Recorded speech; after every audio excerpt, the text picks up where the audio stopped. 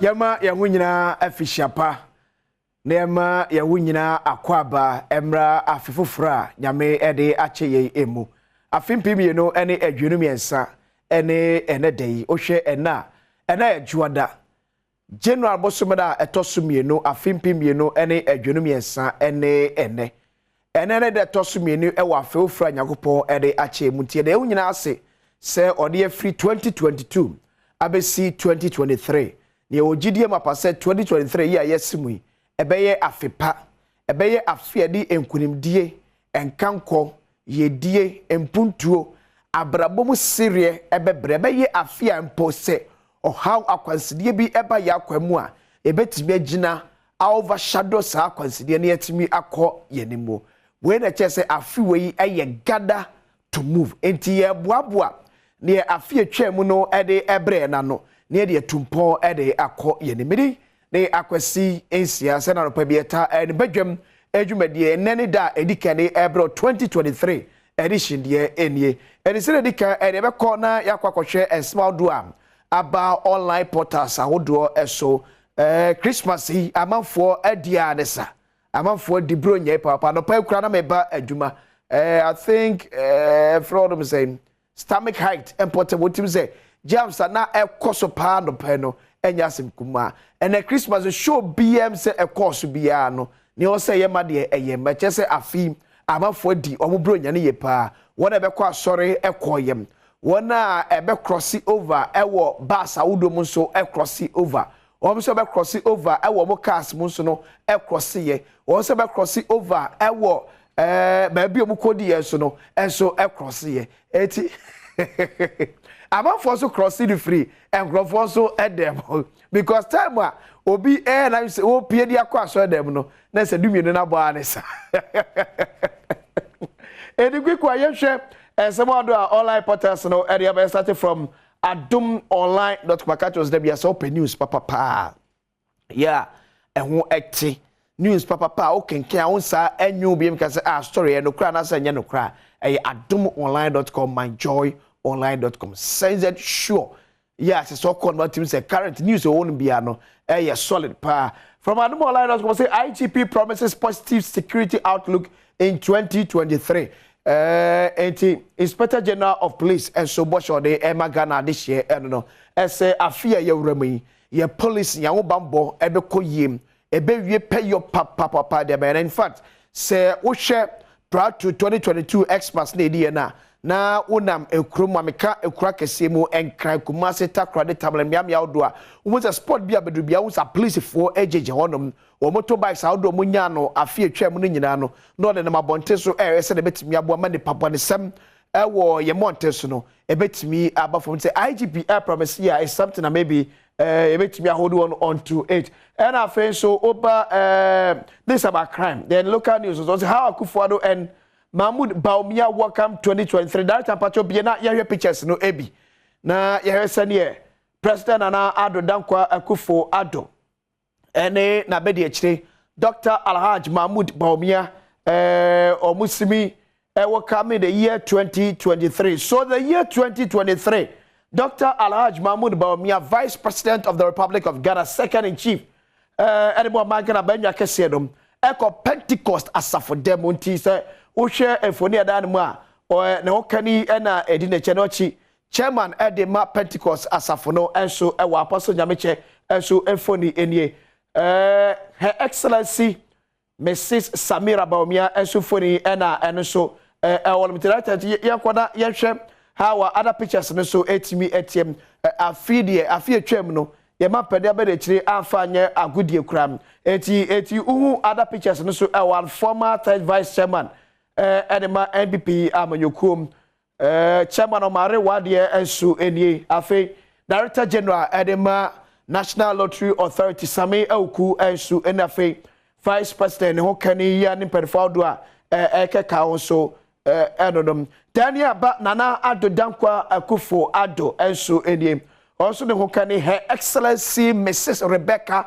Akufo-Addo ensu efoni ensu enie sa so da mapani Nana Addo Dankwa Akufo-Addo enso na wo hwe at the back of them so patcho that okay menya picture krona bua na wo hwe adam so a Ongru Minister for Lands and Natural Resources Honorable Abu Jinapo say omuka mampeni nana Adom Kwakufa no ma 2022 omu crossing over to 2023 it is say na empenfo outdoor ya eti mampeni nana Adom Kwakufa no so nesa ene Honorable Abu Jinapo so ewo ahanom. So this is how mampeni nana Adom Kwakufa and the Vice President Dr. Alhaj Mahmoud Bawumia omu crossing over from 2022 to 2023. Na well exciting. Na come up.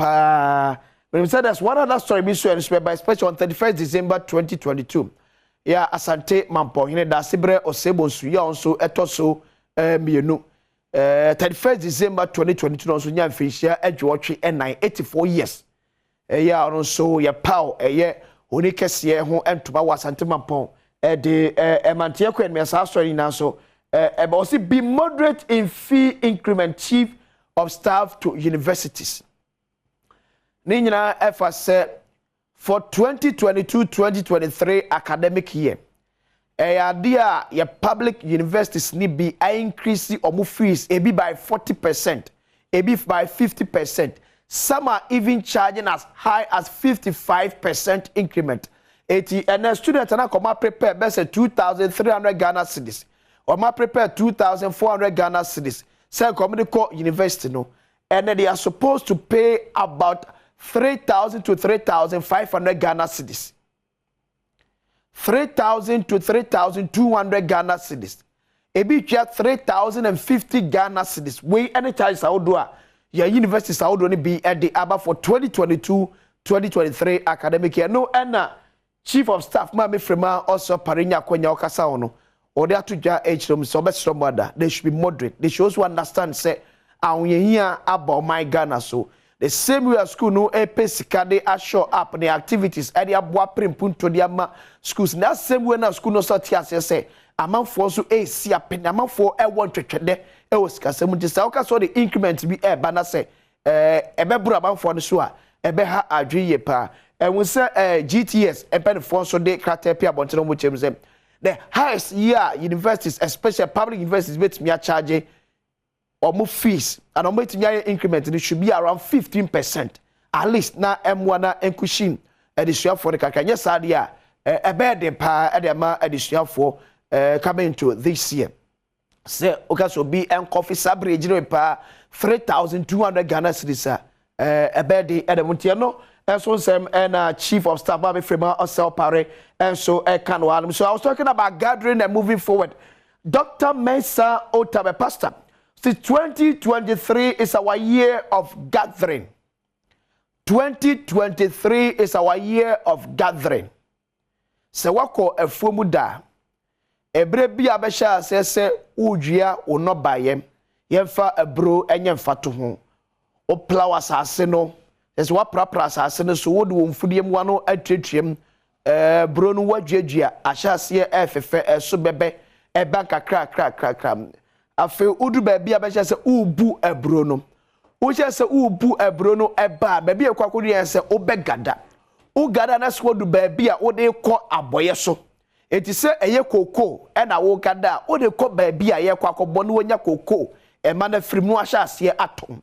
So 2023, according to Pastor Mensa Otabel, ya draw a phone every a so at the amayem. A hard time I have famu in 2022. Coupled with COVID, Russia-Ukraine war, Yankasa Sion ye here war Yankasa ya memu. Ye never be a year sin to the maye as on my yen tiami and timianko yenim ye as on mine. Ya feeding yenemu every baby ababedun ye say. Or how near Benedian na ye di a suni a comedy and jaye. Ejia ya nebre azie bebu na ya gada wi ya de kwakwaje esika sane ya gada galamse fo no se gada to sell says ya brasi ya kwakwa gada ni akwakwa sell ya na metro come shout do be sure one of the interesting ones so wom you see man for be ware afi pa ti osmosis ne moka hodin nyina ado that hine akapo presla lemu amoke ka ujidado yes of panicate se pa Ghana kana smart to be enyino emfa enfrim Reverend Isaac Prophet Owusu Bempa and akase wo se afimpi mienu no adwenu miensa aware bebusu papa aware etiwe no we na aware no etetete se ehwire no menko gina na nko ye hure sa na nko ekwa bridesmaids keke na mfiri wase enko me pacho afiwe no yesi aware no ebuso to bia make sure say obetimi akwakwachine de say okoba bi say asante bampo say asemse ne mu amaka no yesi afi aware na eba aware afi enene aware afi and try to aka he who finds a wife obtains favor with the Lord obtains favor eti aware na kasa ne mu wani monyam hye so eti mkoso na monjire mo na mompa na mu a ebre na so yeti bi kasa ebre na so ya ba mo mere na ebre na so mo nware say because muntina ma ladies na achesare especially be man because me na be am kasa ba aware a unti mpushi oba bebere because oba nware no so be man also make a step ahead and then na bibia ba be wie chire nti ko wie chire na maybe omtimi gada fam kaka no hie da chire patch na say what's up 2023 uzi e kwade say ye ntimi san ko no say ye nye fast na ye fa bia jeje so ba kanya ne sa pa dia say de keni ma ware ne o say da chire hine mu ne make move no na mo ko no ba na tiase so na eja matoto niema eja ne oka na metie da chire tie ne meka no mototo niema sa so na opeka krade akwa ko woni ma amene papa e na hia ene ma me fo so atia say ahuye hia ba ye nyina eso eti first na obo charge boom no say obo nyina so tete so chief of staff crack catch obo sa be moderate in increment no chief of staff na dey abroad chief of staff as work at Can University for no kwa aware nyina anti ye na ye kwa ware a enso fo na mse mo pe yi nantwie miensa ne ade na nantwie ye nto nantwie sa enya fashion ne aba na ye kwa akodie ya aware so mo nti nantwie ne so na mo nya ponche ekokko bi ehu sika so mo nto mo ma no because afi ya aware afi 2023 ya aware afi to bi ya obra so be ware bia no ya be dim ti ade a obe ware na na fi odo get social media talking with new singer fi odo so the new singer we so aba fe ye ko my joy online na ye ko hwe ade eso wo hodom my joy online eso ade eso no Republic of Mofia na Republic of Yempeno kware pacho that ye ko fam kakara me chase da pacho me koso ko fam kakara me da kosro mama say from Reverend Usubempa de no Usubempa predicts death, civil wars and coup in 2023 say afi Muni ajibi benya sempe mo. But I'll see some similarities be in afi and commission e buy no. Metie prophet bear say 5 be. Yeah, Reverend Isaac Usubempa account. There seems to be some similarities. Ewo omun commission na eba 2022 31st night no.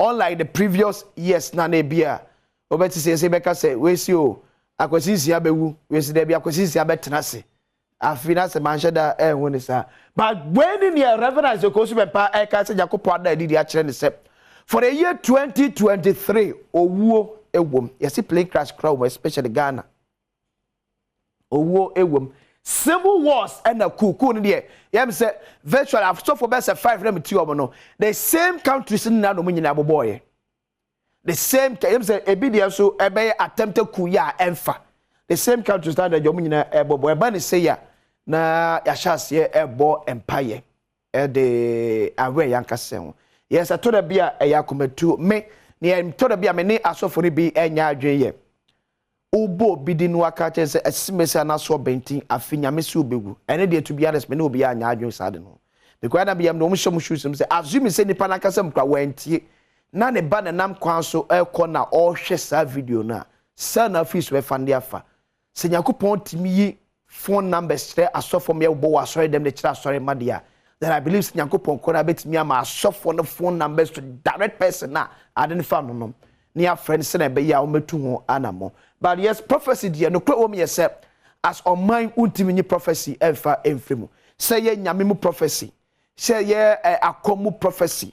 Say ye Hindu mu prophecy. Whatever the prophecy, whatever shape, form it is, prophecy cannot be taken out from our lives. Prophecy etimi free abrabom. Because on my bian kanko biano ejina sadness so. And your prophecy to be the spiritual aspect of it. Even your budget is a prophecy. Your budget year for 2023 no. And your prophecy. And your prophecy say I am spending about 80 billion Ghana cedis. When I buy in pay pass only 80 billion Ghana cedis on account. I buy in pay pass only 80 billion Ghana cedis on account. But the budget say or best spending 80 billion Ghana cedis for the year 2023. Tiri nyina aye prophecy ni be ati abale say ya me susuma ya ntete asofo no basa because I believe say nyame ekasa nyame gusu ekasa we kwa asofo no fa so communicate no and to be ha adwen. So now let's go to Republic of Yempeno Kware. IGP for Republic of Yempeno Kware will be changed. Kwame Dramani will sit at the Jubilee House. Niger Gazy no Ghanaian stars who died in 2020 came so with a recap stars 2022 or more intimate na Rose AB Crystal Mr. TT Baba Ghana is behaving like a mad person. Dr. Pebi and so Eddie Rose. I have not seen much commitment from government in fighting corruption. Kisi Ejabe and so Eddie and in terms of my joy online. Eddie also Eddie Beck. Kisi Ejabe can also one special prosecutor. Na juma kese pa so betimi aboa me fight against gargantuan corruption. Enya corruption say obi akwaje aponche ne biscuit ne toffee. Where gargantuan wo yom de ni bi 51.2 million Ghana cedis corruption bi na Kisi Ejabe. Ye na to ano say one fight. Ona e ka kire say he has not seen Nana Addo Dankwa Akufo-Addo-led MPP government commitment in a fight against corruption. Also, Eddie, and I go back on 4 aye crado. Ebedin komo, and then pensem komo kese bi honum. Amanfo etetema and a bekai sa asem some years back. Chrono kese bi ekoso ewotema. Emma sika worth that time over 60 billion. Eyiraye akromfo ko wiaye embrante ne ko wia ses kan ye chibi edom ko tumu ebi ko 20 years ebi ko 25 years depend on o commitment e wo crime na course no ba kwa ko 20 years awie e na ofia ye ne ba bedi enkomo life after answer one prison koso na hebedwam bedin de akwasisia agode ba konfo etwaso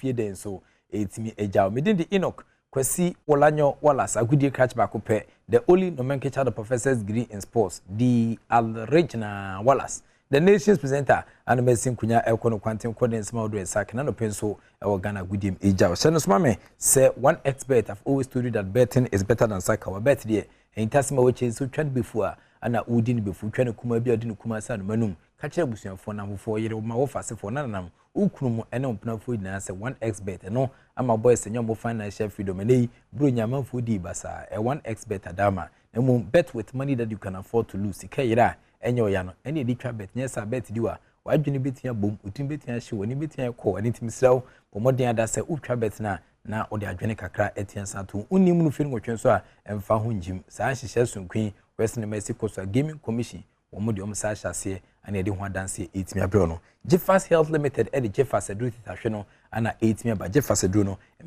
emanom wo de ada se onsa betimi akami infections na tete syphilis candidiasis why fita na so depo a adroi prapra hrawa no mrebo ho ema otimi di nchineche ko herbal shops any pharmaceutical shops inemo also pe Jeffas mixture adro titahwe ba kwa na no kwesere no pa hwe ho adanse omsi only Jeffas can save Omodi ada so sabitia kebe obwa emaniama etia tutu ye ediamao sanso ana American for a sedimo gel and roll on ediamao fu a pampa so bepem na ase no yaudie pain etu ase eyi firi ho na eboa manya kwawesa bo adwuma maniama etia kwedimao for ni kira shama na market na fitema so enye na ho kra edoni din e de sedimo gel and roll on se wutu bia koton na ase oto na de aye ho no obetia from 02082191 29 na on a sedimo gel and roll on phone paying for yen twetwe komo yen hwe mo emaniama intimidate ye fam madama wo na etechira abo men no penso ye den kuma wodo ensaka e wagudi mu no 8 jaw. A journey of 1,000 kilometers begins with very first step. Pensions here, MFM EPL, English Premier League, and matches ni bit of say bam. Nenya some kitro crash. And so mom say, Brighton for a transfer Arsenal, Chomekanai, Omtikanamu Yunupe, and Afensus, Man City, Omson Everton, Ebo 1-1, Ewo Omakensin, Tottenham Forest, there's a word Nottingham Forest, yeah, there's Nottingham Rome. I want to know Virginia Manuela Google, may rest a perfect piece, Lucia Kain, and Ra, Omson Chelsea, Ebo 1-1, Omakensin, Bonia Come. Na matches ebi koe matches I would rate inside PM no kakra ana yepone ho edema no yen Spanish La Liga e wo Spain Mountain so na fi hwesa ne mai se ko so Real Valladolid wo mo etanse ma Real Madrid kroma kamie no so ntimi ante ana fi Barcelona for any Espanyol e bo tepenkro eno so boni akoma hwesa na ne ma esi ko so wo sakensi ya ho so nkomo eno no but quickly yen fa ntimi nchire the Black Galaxies of Ghana omo anane kan from say local Black Star team no ene omo kwabedin to me from say the Black Galaxies me no ka say there competition kese bi e honom general busumye mu e wa 2023 mu e o Jua e fen say African Nations Championship 2020 fen say chan e say omukusi akensi e o say dwumadinum ukoma na say sa akensi no ye ne Madagascar Sudan ana fe Morocco fo a na da wo ye nkonya e wo eye World Cup nim no omo ne ne e wo the same group e o sa akensi nim Black Galaxies etuana mo akopie mu e wo Egypt na omo di kind the Pharaohs of Egypt omo a young Pharaohs no under 2019 e boy omo show mu 2 ana second day no omo dey size na ebrunya denti omo kwehwehwe Egypt mountain so se na ho efeko ana afi eni omo asade a game back kwetwa sampem so omo ne one of the arguably the biggest club in Egypt ukopima El Ali Bubuku no ana omo ne omo dey akensi ni 18 certain time so 90 minutes of soccer fiesta na Black Galaxies a 3 na El Ali for no omo ntin amboso atenani bi afi banie eboso atenani ba ko e wasa akensi na afi so Solomon Adomanko ono so e second goal na afi so Abdul Razak cement victory no the third goal the emom e wasa akensi Black Galaxies me no ka say there omo ehwe nim se nyame adoma omo bebo omo last game ewo eye Pharaohs na ka chance na mepe no omo ebu market team de mani achiri ewo Jua na Ghana e group C coach na woka the training plan net fiansa to your team sampa so far the victories nko ano munya e mu training tom nyame adom no nkopie mu competition proper na kasase a ombe chombobre. These 2 matches have been matches that I wanted to play when even we were in Ghana. I wanted to play a high-profile game to assess the team's strength before we move. But the FA tried in getting us these 2 matches and on arriving in Egypt here. A team playing 2 matches and scoring 5, it means it's an average. I would say we've been, for the past week that we've been here, we are really happy with our stay, our food, in our sleep, and the reception we have is all good with all the friendly matches also that we've had. Then I think we are comfortable, and all that we are waiting is the D-Day of kicking our first and see coach Anna Walker indicated the Black Galaxies of Ghana on the head of the Hekka team and our churches na niama Asia ko sama for to bo na ebi so no sabo kuntum finance Black Galaxies camp no omo proactive omo hwe nim se nyame adoma nyama betia kwedi but quickly yen jump into the GPL Ghana Premier League matches native center of week 10 na early kapa kodoma hinkro ko hwe na ehwo na aduana stars ebo fie na nadoma hene ankasa tie gwam ehwe ne mrante senkenra ometinya victory amom kotoko any board 90 solid minutes of soccer fiesta. The scoreline was barren. Obi any hold team pusu nyon kwatina e worma. Mrs. Sabri man for that dwene ho a wo mo entiase. Kuma second fasa e change strategy for etwemeka bako. Omso entimi ante na Femediama Sporting Club. Omso after say omuja coach Davidan kan kwan no ase omasi winning ways. Omso eche Accra Lions nkranjata etwom 2-0. Our Kensi team top for nothing. So Samates enso ne dreams 90 minutes no omso boete penkro obi ni ho a wotimi afuso nyonko atina we week 10 nyame adom ene as of folk so keep kusuno omo ede omo so a game no ebetian certain times but boni akoma hwe GPL Ghana Premier League sena weekend no is here koe flex save Encho curled the ball over the wall and he had pace. He was traveling to the corner. Good save from Frederick Asari. Both of them know they've not had that tactical brilliance, something to get that goal that they did here.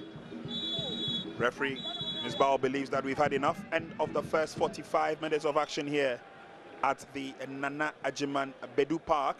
It's half time. It's Aduana Stars 0, Asante Kotoko 0.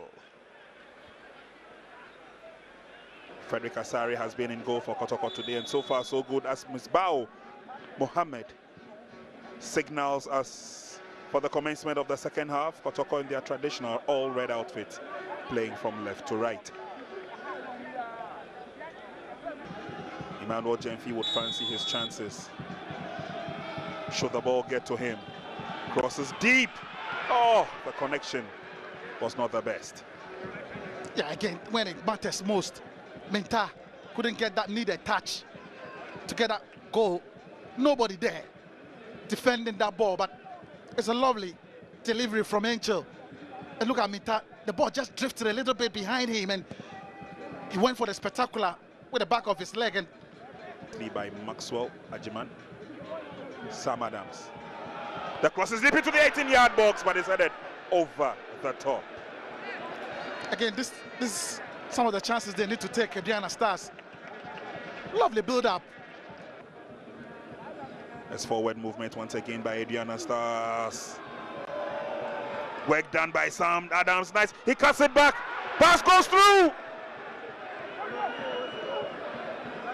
Again, they can't take their chances. Yeah. I mean, Adams did everything. And look at the precision. Look at the intelligence of Adams. He knows he's in a very dangerous position. You can't tackle him wrongly. He puts the ball back nicely.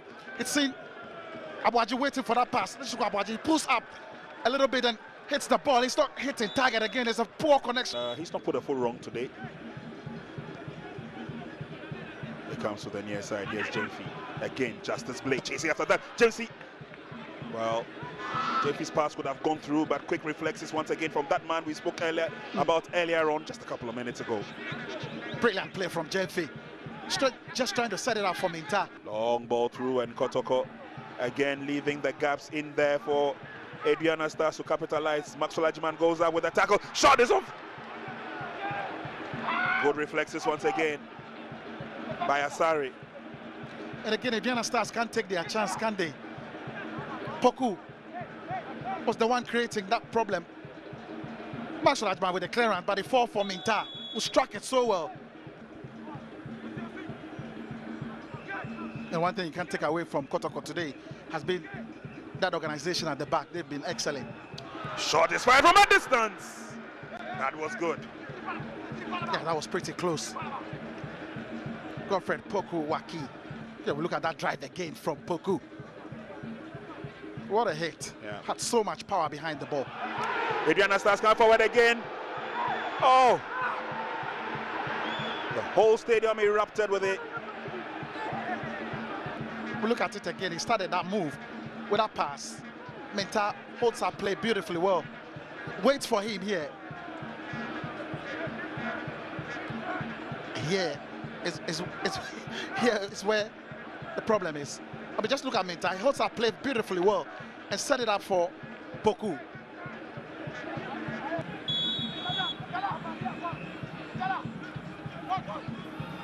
Free kick taken, the shot is fired on target. That's an opportunity for Aduana Stars. Quick reactions once again. Intino, Aduana Stars and Kumasi Asante Koronenya some keto team sampa. Aduana Stars in your avalanche of chances now. Sunino, one more entimi ample swatina. 90 minutes and a draw and etimi a PM. We do see ya.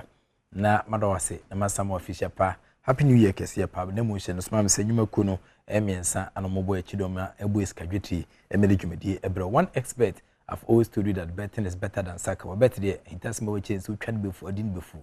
And it's a busunya de Japan. Beja says Kauko a dine car between Tebia Cotton Fanina Kuso trying before Nedin before the moon. Bet with money that you can afford to lose. Kaira and your yana. ene di twa bet nyesa bet na fa ko ho a wani betimi ekọ misel omoden ada se o beti a odi adwene kakra beti na sato woni mu firi ngotwen so a emfa ho njim emopo financial freedom di am still 1x bet and my boys edi bro nyen yes na di new year no bro tanya sam ketwa kra sanso ana je fast mixture edo tetahwi infections na tete wa bomoden ada sam sabetimi aka bi gas bi ha bro nyen ro pieto odema bombu budan so odi pu atete mansan kan je fast duro no ebetimi di wakagire mu afen so kwa sedimo gel enrolon fu pampa so bepi monase na doi etu ya pain ase na boa emapo modon sam ejina kunkun obetia from 0208219129 na afi oni sedimo gel enrolon yenhwen kumo kotema enye na ho na afi so ahyama so enye na ho kransa betia kabi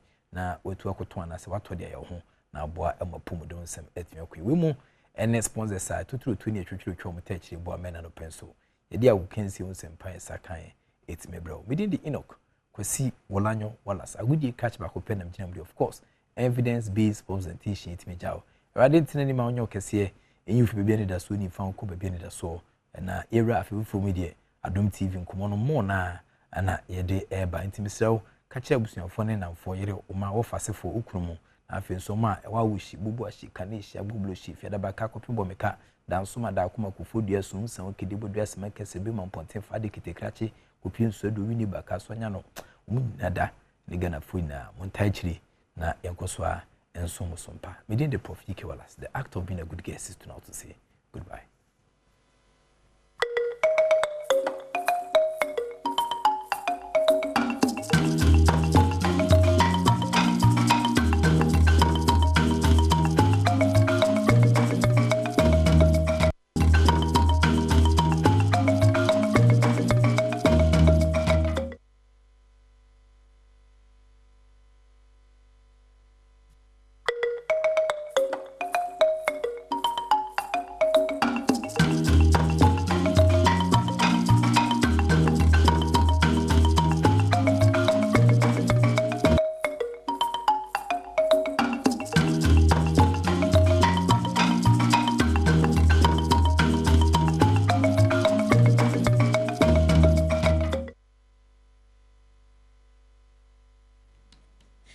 Mama wakwaba emra Adom TV so afisem dwumadie ebre na so no wo hye ebre no a no nso abapa ho sema no aduonunum na ene enkomo a yebedie no yebehye odumja adwumako ne krata bia omodi aba abonten de kanyina no eye egiahyehe ho sema ama ne homene so wo shop anim abosom ye atwa mu ya yede ewo opepon bosom edato so mienu imu a omo kyese egiahyehe ho sema omo sakan ye no eye be se ahansia ene aduonu nson sa wode toto afi atwa mu December ne ho a na kyesafi wedie no ekosoro be so ha mu kyekye edu ne akire ye bedi mu nkomo na ya hye enioma ben ene ma agyahyehe ne ho sam kosoro sa ena esusua no ye dien anamonto no ye dien se oman no ene odumja adwumako na kasa no ebete so na agyahyehe ho sam no yente no bebre no a no pa ya mane ne bimpo kyerese enra 1st January a ye disi afoforo yimu no eno so agyahyehe ho sam no ekosoro pa ye bedi mu nkomo edi ama wo ye ni ACFO1 Timothy Afum uko odumja adwumako no ni panyi o hyenkita odi ho sam so ye no ena ebekasa na ye je disua kakra ene nkyirase ewon krata omodi abani media megye so ene abena poko a ahwennie obeka me ho na ye de dwumadie no ama ho.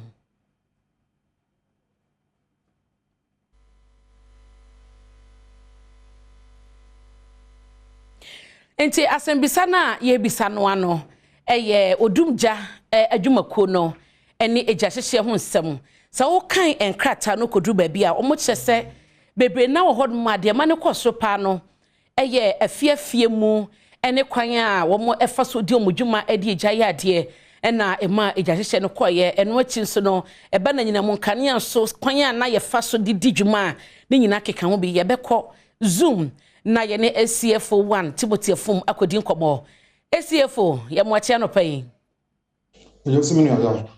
ye da seni ebra wanya ade ama ye na mo nkrata ne mu nkomo na ye gusu ayedi no asembise di kan ne se edien ne ma December agyahyehe no kosoro echen afrase yo me da se bebre em se ye nyina beja tum se edu November December na peno efiase anase ne oboni be friend dry season na wo Ghana no sa bre no na efiase anu nti yenim sa no nti yenso ye de nema toto kwan pepe sene anka afi eja no enkosoro sene afi etwam ekoye no and so oboni be ka say unfortunately the other side na yem anti ayeye na kakra because bronya dano eja no ma no homre so pa ema yanso yakeka yan ho ma mo ensentrefo so mo boa yen enti na edidi so no nanka wo fam kakra nanso unfortunately yakeka nyama bom no na the last 1 week of December no na eja no ema no homre so ye pa ye de compare last year na ye feel say e course ro na afi akosro sensa nuntina ye pese esre omanfo se obroni beka se fire management no shared responsibility enye fire service fon kun yan djuma yan ye wo yan fam dia wo se ye ena timemu fon so e wo yan fam dia e wo se ye se yan fire service fo ye de na timemu fo anye won dia na je se ya say ahoden agukwa e wo se yesuma amanfo so somu edebo ayen sanso na so amanfo so somu na yen fire service fonso yankeka yen ho a na tese won so ahoden a wode ka wo nyina no ayekwa nti e pesre se sabri obi ankeka no ho na yemfa eja no emra fam efise si anya sa se ne nema kono nema begensem na nipa nema bebre bese ya emwa ye nyina na yenhwe sa ahansia ne aduonu nan 624 year December mu ko a eba ye no mantem ben na no mo de wo sropa yo am say yesha mantem a wo ko sro anase wodi kanu eye Ashanti region anase Asante mantem wono recordo 55 sorry we recordo 33 okay Greater Accra recordo 34 ana edwan chi penso ye Tema region we recordo 33 it is some mantam abisan ana wodi kan ewo 1 week a atwamu no eja etoto group hapa no nti ye best stress yakeka ye ho ye de nipa egu mountain so ye sramu bebre muhu ya mu pinchien na mu metie nsama ye ne mokeka no na wonso wo de abo ho ban na ma eja ankwahyehyew ewo wufim na ankwase wajapade nyina yakan yi no na ye besre ye nuanom a etene ye friend slums no baby a nipa tse bebre a wode entabo na enchensen abobobodan a wotete mu no honom na se sa ne amesi a sabi ejapade no ese bebre efise won sisi adan no abobobo ho nti se nya tobako mu pe na ogboni beka se spread akoni nyinam me no kasa yi ejapade a anase adan ya hwe wo sa mantamu yi ebi sapa asi won nkran ha no ya hwe be se adan aha ebien that's 200 structures and ya hwe ewo 3 fires are asi wo sa slums areas in na se wuyi December nko ade na amode ho ama ne bo ama ye no a afi mu ne nyina no betu ya me ehunu ejahye dodo a mo saka ye cases ne bi yo min kita data no ha na so se mekani ya na ye twemu in excess of 6,000 fire incidents ewo omam ha 6,000 na ye afimu ni nyina fiti January ekosi December no esa pepepe na eno no mo wo mantem bia ebekasa ya na ho no eja hyehye ho nsem no ta wo soro pa eno so se yehwa Asante mantem na edikan wo ho na incremantem atoso na tema ediso senia December ekoye no sa pepepe nso na national figures no echeyen na yenhye enkrata na mabobo niema bi so se ja hyehye se da wo kan no efiedie wo mu ene slums mu ni ade edien na ma eja hyehye eba cases amunya ene investigations a moye ye no edien na dadi so far no ni ayaye no Say yɛhwɛ slum areas na eja no timi di dem wɔ hɔ paa na yɛ sɛ obi abɔ ne fitiri no bi gya to mu sɛ ɔpɛ sɛ ɔhyew na ɛhɔ ɛyɛ fɛ ɛma no ɛno edikan ɛna wɔn nso a wɔyusu yɛfrɛ no mosquito coils ɛna candle ɛno nso edi hɔ afei yɛba yɛn afiafi mu no ankasa nso a sɛ bi a obi on sɛ bere a yɛwɔ mu no ɛyɛ nea amafo de gye wɔn ani nti obi de anyam kanea yɛ ade na wanhwɛ ne yie na agye nsam ɛno nso adi mu akoten paa ebio no yɛwɔ nea yɛfrɛ no electrical installation fires sɛ bi a ECG wɔn transformers ɛne n'asefo no ɛno nso ka ho ɛma edi mu akoten. Na yɛhunu ne sei no anamontuo no yɛ deɛ yɛho sɛ moto nsa frɛ community leaders ne mpanyifo bi so ɔmomoa mo akasa no ama anamontuo na modidi kan yɛ deɛ wɛnso obi bɛdi akyiraboa yo me da se bebre sani amekan no yɛde nneɛma agugu akwan mu ɛna me kyerɛ sɛ ne di kan ne yɛde yɛn adwumafo no bebre yɛ dedicate one for community and public fire safety education.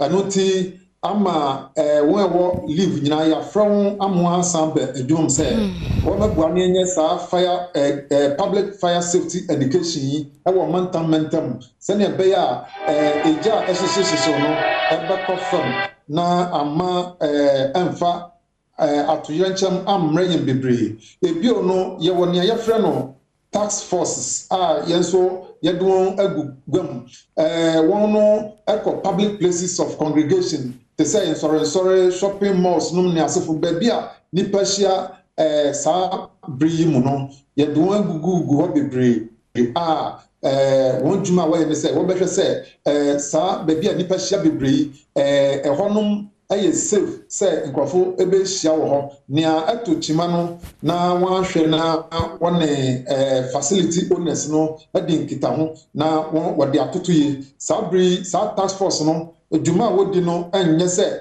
wo beto obia adwuma nanso nea wo be ne say wo behwe say nea wo say wode to kwan mu na emma asem ma no wode atokwan mu na asem aba ebi ono nso ye wo nea ye fra no patrol duties sabe yenum say yen market no edu sabri nso a asam timi ato honom pa enti yewo market patrols yekọ night market patrols na ya hwe say sabri eja etoto yen markets mu no ebi ensi ebi besi kra na ano be brasia en no so senia aya eta sisi no enti nyam kakra yede agugam ni yɛpɛ omanfo eboa yenti wuhu yɛn sɛ yaba wo mantama bomoden na twuben na yɛn kyerɛkyerɛ kwan obefa so a sabri ema asebia ento monkrata ni mo bo so gas leakage eye ade ba ko a ema ejahye ba pa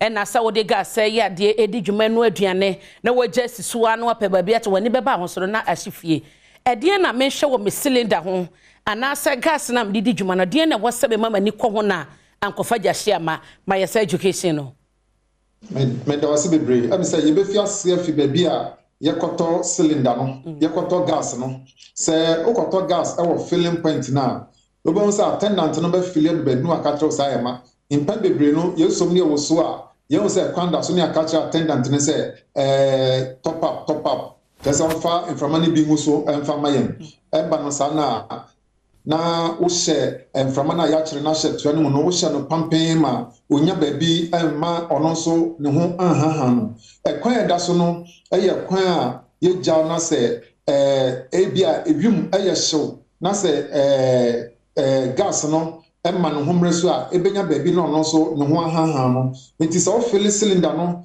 na ye ma bebra edubra ohyew eba no sabri ye wo ohyew biri mu na gas no nya baabi mfa eno na ya eba etimi de explosion eba no saw cylinder no bofom kakra bi na cylinder no ni amode pe na the explosion aba nti mumie nhwe eno ye wa fill cylinder na wie no ya wo bibi awo cylinder no baabi a ya fa de fill no ya fra no washer saa wɔhyɛ ɛyɛ tuntum rubber tuntum bi a ɛhyɛ hɔ wo fili wi a no aka kyerɛ attendant ne sɛ ɔnsesa wɔhyɛ no ɛma wo ne nti a wo sɛ wɔsesa no sɛ nansɛ wɔhyɛ no aba no ɛnyɛ papa nti wo begire di sɛ the last time a wokɔ fili no wo mo wɔsesa ma wo no ɛho asan to kyima nti bere a wobɛkɔ filling point no ma ɔnsesa saa wɔhyɛ no ɛma wo afei wafili awie na wodi sika mu no sɛ wo kaa no ɛkwan wɔ ma ma cylinder no enyina hɔ sɛ kwan anim dia wo de ma no ɛna hɔ na mo mudu fi a ma ne nsi hɔ mbre kakra bɛyɛ sɛ minute du na obroni bɛka sɛ gas no settle wi a efe after minute du no wo betimi de ayɛnea wo sɛ wo yɛ ɛwɔ wo bukase ebio no yɛ a yɛde cylinder no si kitchen na yɛnya kwan wɔ outside emfensi hɔ no anka cylinder no de ne baabi a anka ɛwɔ sɛ esi ne abɔnten na wode ebia wode ahyɛ gauge mu na watum fɛfɛɛfɛ sɛnea ɔbɔ bi ntumi mfa ne nsa mmɛka nanso sɛ amma ne saa na sɛ wodi baabi mfensi na wodi kitchen hɔ na wode si a ɛsa ne saa yɛ leakages banti yɛ advice sɛ wobɛbue doors and windows no ato bɛ sɛ 10 minutes ansa na wobɛsɔ cylinder na wobɛsɔ gas na wasɔ ɛba no saa na sɛ leakage biara aba a ɛsa ne sɛ leakage aba ɛkwan ɛni hɔ ɛbɛpue no nti ɛbɛgyina kitchen hɔ nanso wobue ɛdan na ɛbɛma mframa ba mu na ama gas no atumi apue anaasɛ mframa bɛka sɛ mframa no bɛdilute gas no sɛnea wosɔ wogya no a etimi nye bom na wo wankasa no so wo ho enkoka agua afei impa bebre no amanfo ebeso gas na wo bue gas knob no e de ato ansa no anfa wo matches yesra bebre ansa na wo bema gas no abafa bukaso nti wo power matches na obati bom nyame anya wadoma na wankasa so wahye bi nti yesra se wo hwɛ se wo gas knob no anase stove regulator no ni nyina wo off wa check say ni nyina wo off no na fe wa so afi cylinder regulator no ho ugbe cylinder regulator na ansana wa power matches into power matches wie no ansana wa bue wo gas regulator na say wo gas knob no na wanya mframa na wa so gya no say wo ye no otherwise na wo bue ansana wa power matches a wo beso no nyame anya wadom na power matches no baako ebien na nsope wo say gas na fa ho nyina na de asam ekwa akoba nti esra bebre say ye hwe eyiye ebio no ye hwe say ye tube no a ye de connect gas no leakage bia eni ho say leakage wo ho na say leakage no so a ebetimi abbo afa mukaso nyina ma e de asam akoba nti ye wo local way a ye de test say tube no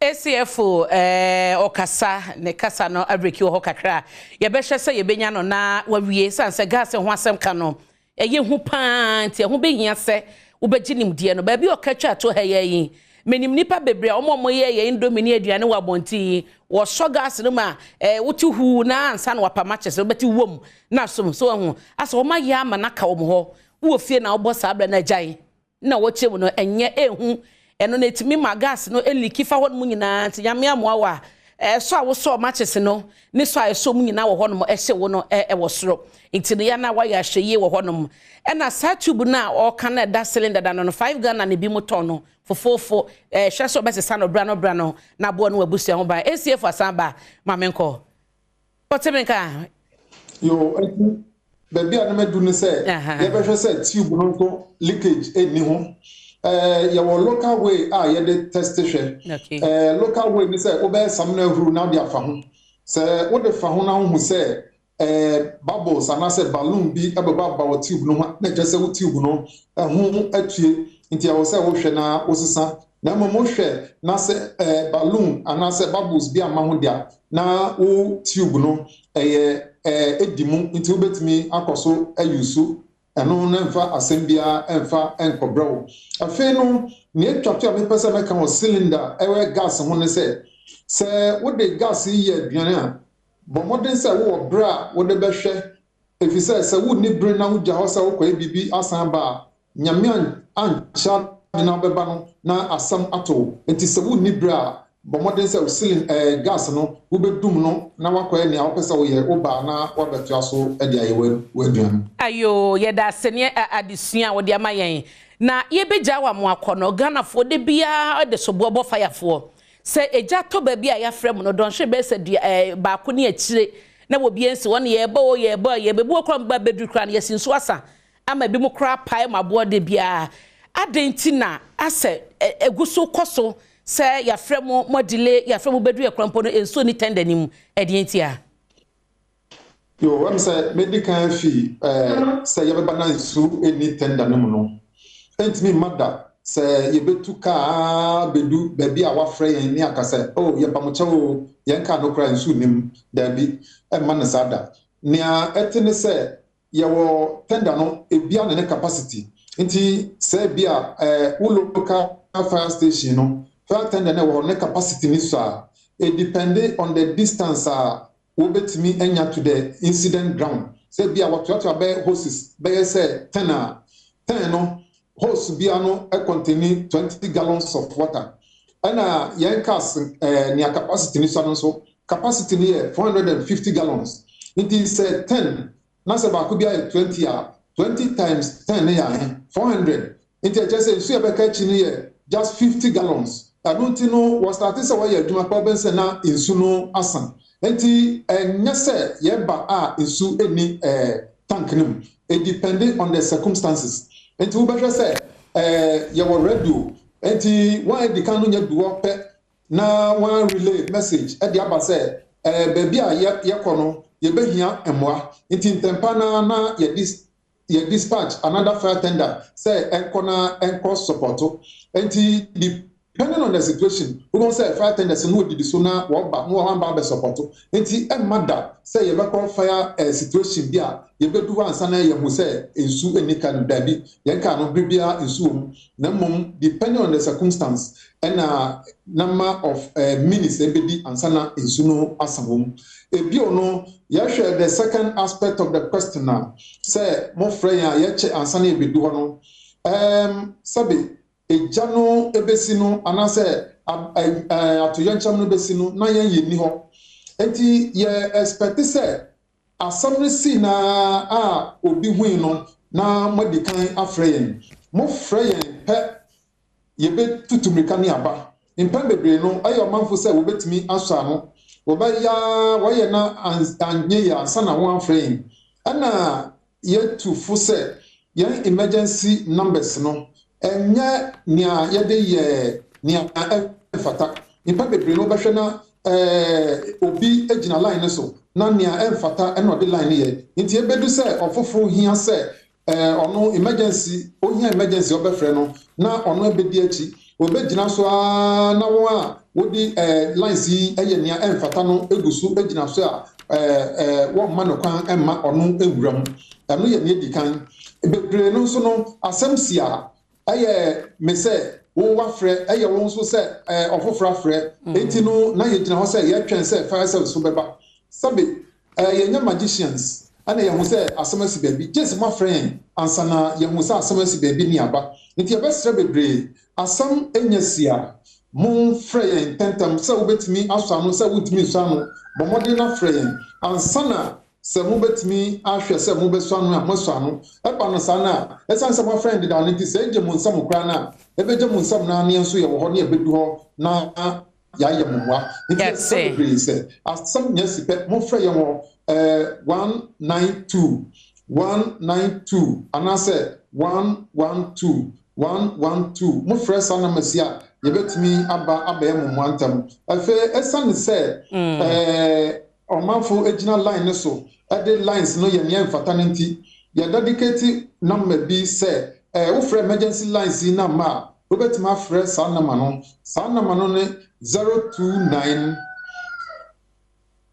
0299 3400 008 838 838. Sa number you fra on sabe kan intentam na me patro sansi number na soma biem na ye mfa wie 0299 340 383. Okay. Yeah, that's the ACFO1 any ebra wanya dia maya no pay. Miss me dem ase bebre. ACFO1 Timothy afum na atene ka no ye panyi ono hwe nkita wudie hu nsem so e de ma odumja adwuma kon ba be yedru no ye betwa ye ho aba ye ba bebre na wachire ye de be ma twen.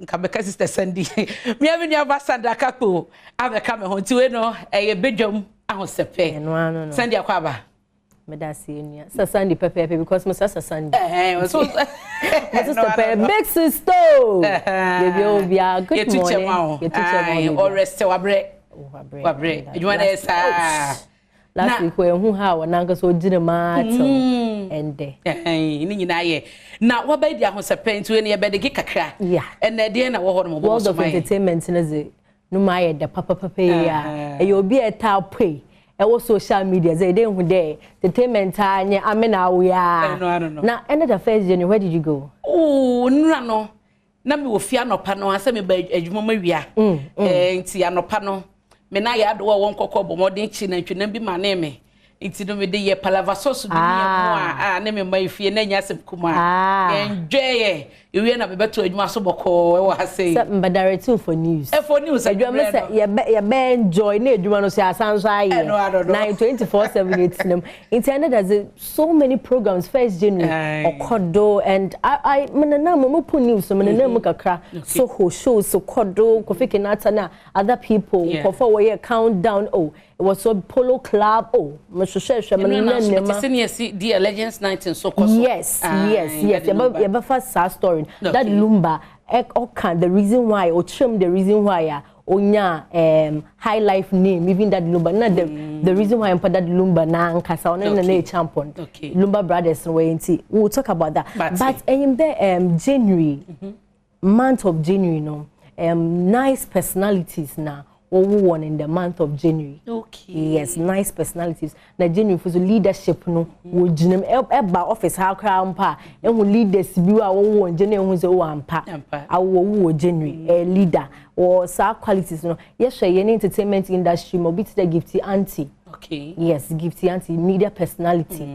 Mo won January 1st January. Internet that say o January papa auntie. Yeah, man belated birthday. Gifty auntie on the 1st January na abna Ghana oh any show on ne ba yes little girl no so beautiful Adom TV yeah one sweet personality abna Ghana the journey yes Sundays biano on was a brand 6:30 yes just after news yeah we are near commode premiers nti abna Ghana happy belated sweethearts now their pictures were so beautiful and on point and it was all over social media and it was all over a belated one and yes baby girl there they are come the papa and we appreciate what you do for the channel as well and someone like Muhammad Ali the greatest of all time the greatest heavyweight champion Charlie sweetheart he was also born into say and you know what the same year or on the same month on January 17th you were a very great personality as well and you Muhammad Ali now once yet about that within January month of January we'll let you know some of the personalities me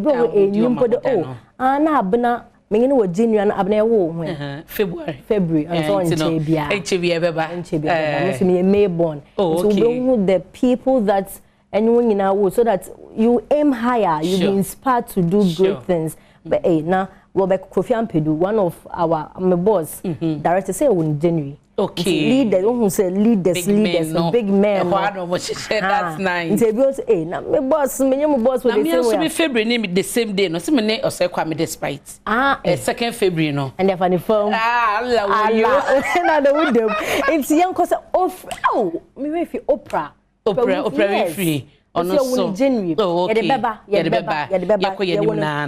29th. Nti yede beba. Nti New Year museum. Most of these celebrities obama omu New Year messages. Their plans. Nti yensha Kitty, girl them sugar daddy New Year message na yembra.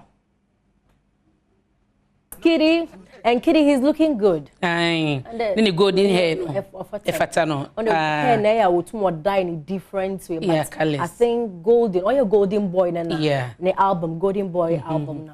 Or dye in it to them. And I think the Kowu Jay-Z is looking good. Oh, Jay-Z. Dominic Roseman. Oh, that's Nanya Fatano so. Yeah, yeah, Joe Metal, Eba Gospel Fraternity. We know Joe Metal as our VGMA. Artist Wajibi, the artist of the year, and also on a year the beautiful Salasi, one New Year message to Ghanaians, Nusuni. All right, Auto Soon 2022 is almost over, and we're about to enter into a fresh year. We want to wish you a happy new year in advance. Stop turning, stop dancing, like stay still. I dance because it's 2023.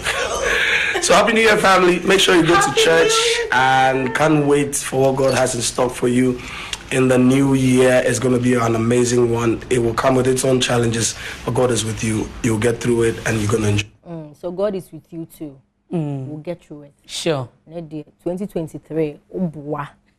Yeah, foul foam style be but that's so yeah, too so full everywhere you share. Yeah, Jamatola. Now, yen share manifest. Manifest so or man ne fans na ne so it's a tweet. Manifest or make here. And so it will be on your screen shortly. Okay, it's manifest. Or say official pa. Afese say na yetin kwam. Afi wen so kai odo na forget it or time.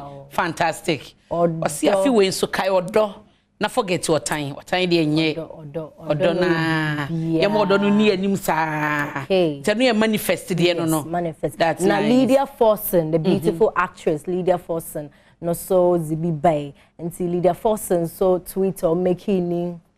Or say happy new year to everyone who fought silent battles throughout the year. Or see we made it.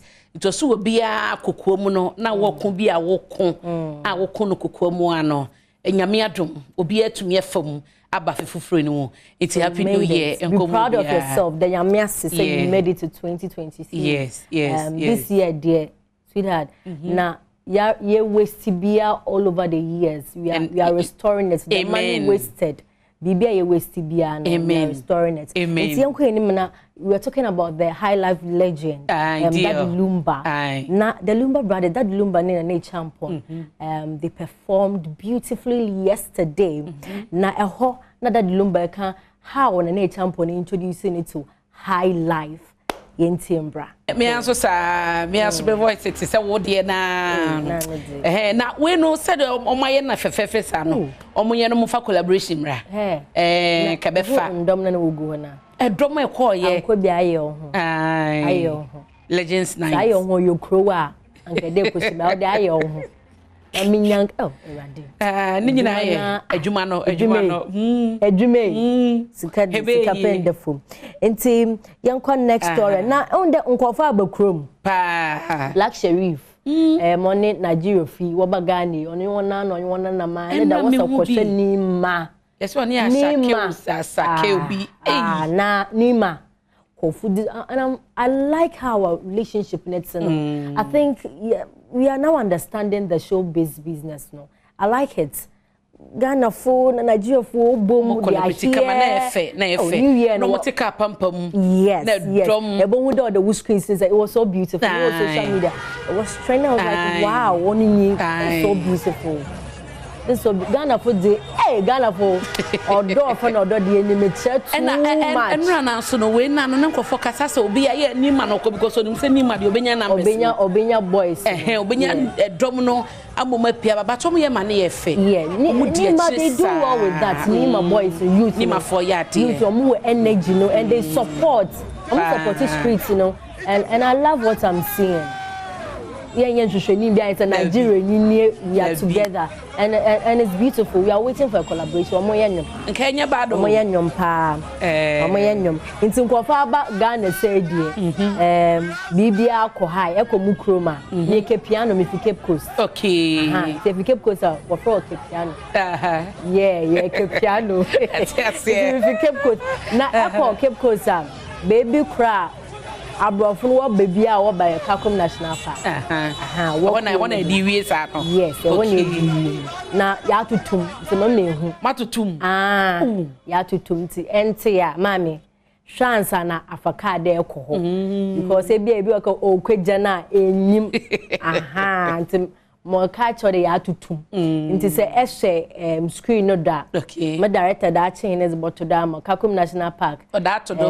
Ya tutum. Where Kakum National Park enko ho da ko. Baby now what Ghana ha erade wonko makọ kono kosu kakra kono kosu kakra baby yesua height ni say na ankrofo frusu share area that chain mo people crying no share since new charges ni ma me papa chance na ko ubeti kura screenshot na fa to yes na wo kwa so kodua na wa short because for obi ho ya Ghana ni okona kedo prize in Ghana nye botu de foreign na botu na o say discriminate there be oya foreign e konu kroma de botu na onye easy nti chance na akoho she answer na akọ very necessary pa ya first no okwa ska obetua na odi anya kwanya wura mu no eno na ya tutu do obi bi said that still washa therefore mo de wuye me come experience am first time am for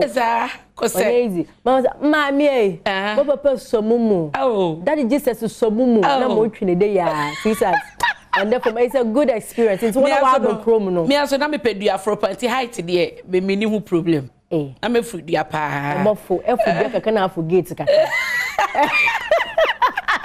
Sandy, that's a party Sadakapo, no, na yes, sister Sandy producer. So, and we are international, and over come more official. So, Sandra Kapo, not in a car. Baby girl for life, on the form. It's no, and I debate your house a pebre, and ye Jinason and the fist of Jumadi and yet, yes, see. A dear me just so. Ene abena pokoa ahwenneɛ okonkokwa fo aye steady to ho hwa ne dendenden ye tia mu nyina ate nyame hyiam ya do wa wo me nyame nye okese one kwam kisi me dom dodo keep coast fo so hwa ne dendenden api oskafo na akapofo nyina api oska na akapofo no ye mama me Victoria Adizampa afia sotia no yes mo papa Mr Akapo obi Ethel Godfred mo obi a mo kare mo bubodina ade wetie ye ade first ye ntino ye do si ye sorry so de na akwasinsia edi mpense mu dwumadi etu aso yada wase ama mu ene hwe biem sa koso ema mo nyina afishiapa happy new year en confirm ye nyina ye de yanka kontum ebrene so a ye be kwa Asante Mampong ne akoto ye brade so ewo ehodom me yi so ho ye na sekese koma abra pokua sa so na Professor Enokosi Walanyo wala source ya gudie musem ebre free sabre kopensa na nkono ebebo eye pense mu ebre ba be di nkomo ena nkomo no eye sonko kura e de free de bia e de once again happy birthday nko enfama house of mame Rosina Ochrebia we efree apostle Israel hodom oma onamfo omunyina so mu show happy birthday nyame won shiraw no onyo kese kopemse Obeye Kesepa. Once again, happy birthday to Osofo Upon Da Costa, aka Aseda, Programs Manager Edma Good News FM. Osofo, also happy birthday, Encore F. Menyamisha Nonyo Kesepa, Kopemse, Obeye Kesepa. Belated happy birthday, so and confirm the occupant of the Silver Stew, Asante Mampong, da Sebre or Sebo Suya or Tosumieno. And I know 31st year tremwe and now unya 84 years. Nyame enshraw. Na onyo kese kopemse obeye kese pasa. So a very good morning to Asante Mampong Nana Ajakuma Difie the second. Nyame enshraw no enshra Asante Mampong. Na yankosu enye kese enche de bia. The fana sekese enkoma hyper plus bishop. De bia meka to say e de papa pen na badwa so a eboa se ne be ya entidi yade no. Ano betimi abras de tu asekra e de magana ba bia to do bia no.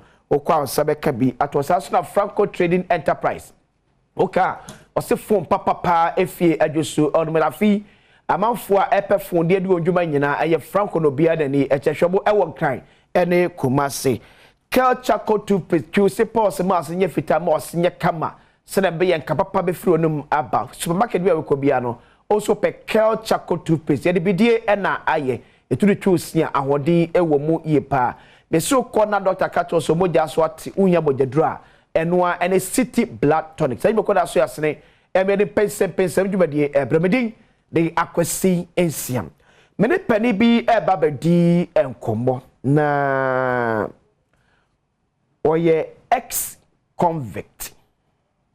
Ka ex-convict obi akwakoda enadwafie epen. No enadwafie no akoda no ko nsawam nadwafie. Okodi 20 good years. 120 months and over.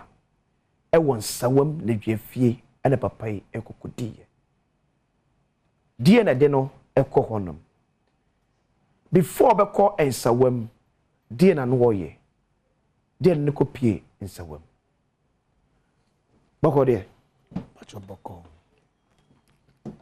me wache me hu ye pa for amafo a AT&T ehweye ufu nem ne ye de me fu nem ye Nicholas Tete Dekpe okay any dia de consawam na dwafie bacho ai na ye adwuma bɛn ansa na akonsa wam na me ye akweda ansa na me de me hu kɔbɔ robbery no enti robbery na do call chronobo na do konsa wam pacho ai e ba ne sɛ ba ne sɛ me ko school otemadatus okay enti no school kom no be fa ne sɛ ye Adam fofo ba na ye Adam fo ba ko no ne papa ye soldier paying ba kunsu ye police paying nti eba ne se ye ko school ananya mamu ye din kakra o mutimi de o mu papa tuo ba na ye de akọ attacking crofo okrum o mo de free ba school mo o mo de free ba school nti ye pon school a na ya assistant ye hu na ye de akọ krum nti eba ne se ye UA school no na afi de ejuma na ye de nti ye de ye ejuma kra ye ye call robbery ne pa ye call na no pa enwumre ye nyaska no so correct nti eba ne se adwuma na ye na no na enije no dosu because quick money na ye nya nti ye sako ataki mami bi o lashibi okay that is year 2000 nti ye ko ataki mami no lashibi no ye taki no wie ye na accountant ena di djuma no ye den ebre ye adwuma bɛn o si ni madam upon bat aye say na holiday say ya okay nti na satan boulevard eni ho okay nti na ya bank for na nkasa e di omo amuka e ba na omo be fast can nti ade omo aton saa no ene no mame no was stores different nti stores different nyina di scan brain that is enra anaju asana di bechin holiday okay asana di bechin bioma bank for no ba befa nti obo madam fo ba ko amane ene ya dan fo no be ka kire maame na nkasa accountant ene ka kire wo nkrofo na no mkokro no bone ba ko ese maame na boabo scan no o bank fo ba befa okay nti no satan no na ya bokro no na akwa enim nti no ya nya tuo bebre sometimes etimi ko obi fie no no awotuo na ya sa agi aka ya tuo no ho okay yetimi nsu etu kwan ekọ alabanyo etimi ko ye local made etimi sato bi wo ho ye sanya adanfo ye sojeni otimi ma ye bullet otimi ma ye tuo no bi ye beko eho no maame ne de ntimu ye de na mtimi ko je maame ne sika maame no ode ye free that is Tema New Town ede ye call Lashbi ewia e ko maame na accountant no maame na accountant na ko kire bibia maame ne nyina ewo tama obeba fie ne bibia nti yensu ye twa maame no up to tama ye hu se odi car no ye den abe run fie ho nti car no borem na e di car na echi ye nyina nti e ko no watchman akoye say awusafoɔ sa script okay. Ana ye chi no ana ye ni mame no nyina ye den ekɔ ni dem nti ekɔ ni dem ye kɔ tu say ni house girl ni house boys ebi wo nti ye le ni obi down ana ni mame no kɔ ni bedroom ba sika o mu kire say wo mame no ho no ye kɔ o de kitwa bi maaye nti na wawu ne ba mama sika say no wo no oh kire is almost that time almost 400 million that time ukra 400 million na ye skapa that was the year 2000 nti ye ko eska odi ma ye timi hu se eska no so ba accountant no ma ye ti asese ni drawers no sky de ewom ewo fie ba ma me no efie ni self contained no oni ye kotina ni hall asa na ko fast kan bra nti na ensu ye pese borrow dan mu nyina ompini nti na wa wu ne ba fresh they said 6 months okay nti ye gi ne ba no woni nsem edi to ni si no so na ma me ne said e bi ye ntwen obekire bebi aska no wo and on your corner on one bedroom. Into your cotton says can wo sack a mu sack mo. Okay. And a tam scanning yana. A deco guye come coy. But the Abama ebechi say Adichi no ye fast can an adjuna and a ma accountant in India, so on the on jaya wo. Most sorty accountant. Yes, sorty accountant out. Until you're sorting out no, some free and tim no. Ono so ade chi no na skano ama nigye abro no so okay nti ba ne say mame so ma be rob no nti police ba be investigation esa accountant ne timi wo ho bi ba oni ho nti omu suspect say no accountant we no esa omu chi no nti omu chi accountant no sa to omu chi accountant no na ye nim say accountant no omu chi no wa boy din over 1 month later na ni nyina omu hwehweye. Okay. But now you hide out here from Tema to Aflau. You diboni wa na yako Aflau, na diboni wa Aflau na yaba. Nti akoye se ye njina faako. Okay. Nti madam fo ba ku ba ya oda hotel. Nti oda hotel no na ya ministry no ye de kogu esie that is community 9 cemetery. Etu na mde kokro no bono. Ye de kogu esie ti se un se esie no omu sie obi wo ho a. Yeah.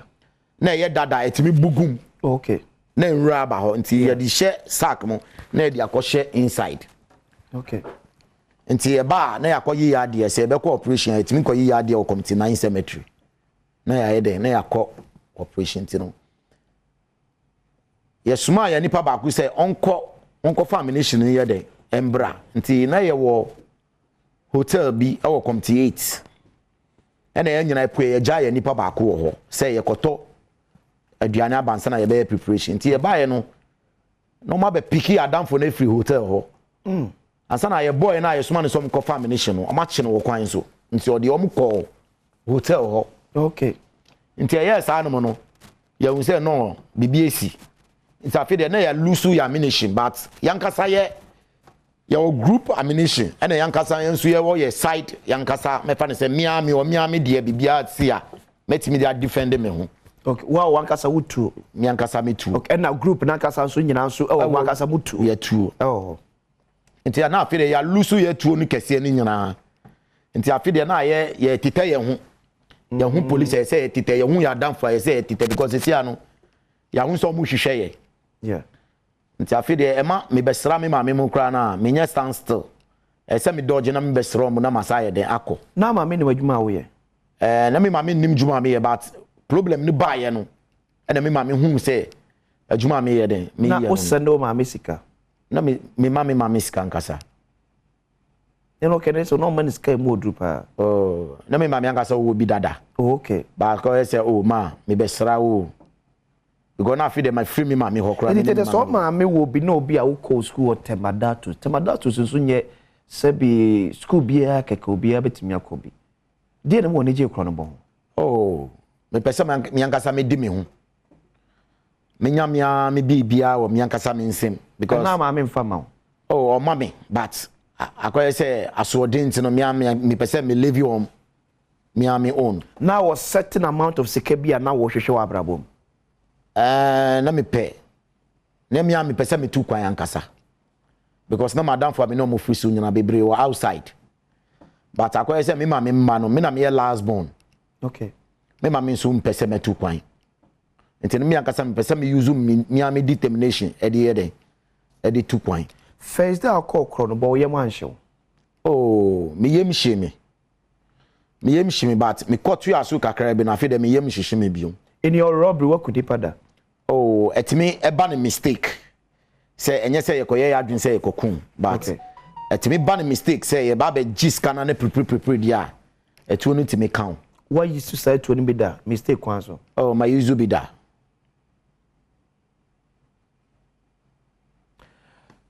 tete obi a wakoda nsawam 20 years na krono a omokobo ye de ne call nsawam no ehon komo na sabre ye adwuma ame omokọ ne na so ko ye ne sika over 400 million Ghana cedis the year 2000 asem ena ye kan ena ema play for nam so ko kire omo a etirema ande ekopie so ekwa be na please for far so finally etimi echew na me on my side friend pa I am serious friend ono onye kronfo ba kwa say menya scanner metimi be fa no say o man enkoji yeni no say obi a me pese me ya bibi wo ma brabo mu a me catch no okay because of a china binti no yeah nti no amanfo de omoni tu ahun say no so mo chi sa madam fo na on be hu me hide out nti ampansu say madam fo no satan no ma talk am na de ye Harry from Tema to Accra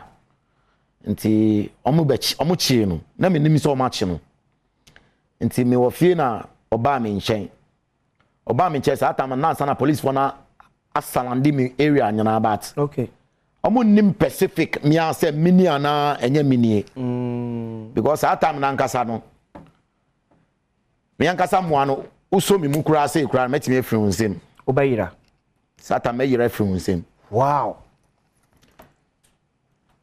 krono na bo nyina na waduro oh adu bebi a na say ye bin hu because na ya dan fofo no ebi wu mi angasa mo ano na mi aigbeni nti e ma mi ye de mi so mi fa bebi kakra ni mi microphone obi afa ne baby ye gina ye nanso eti please for so mo say ya utimi jire from nsem metimi from nsem